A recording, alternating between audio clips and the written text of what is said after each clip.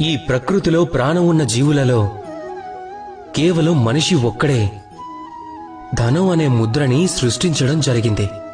దానిని సంపాదించడం నేర్చుకున్నాడు. ఇక ఆశ్చర్యకరమైన విషయం ఏమిటంటే కేవలం మనిషి ఒక్కడే ఎంత సంపాదించినా తృప్తి చెందడం లేదు. ఎందుకు?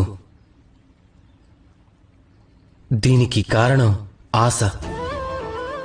ఈ ప్రకృతిలో ఏ జీవం అయినా శాకాహారి లేక మాంసాహారి. జీవించటానికి అవసరమైనంత మాత్రమే కష్టపడుతుంది, అదనంగా ఏదీ దాచుకోదు. కాని మనిషి అవసరానికి మించి సంపాదించాలనుకుంటాడు.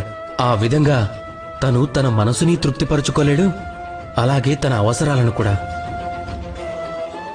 అందుకనే ఏదైనా కోరుకునే ముందు అవసరాన్ని, తృప్తిని ఆలోచించండి. కాదు అనుకుంటే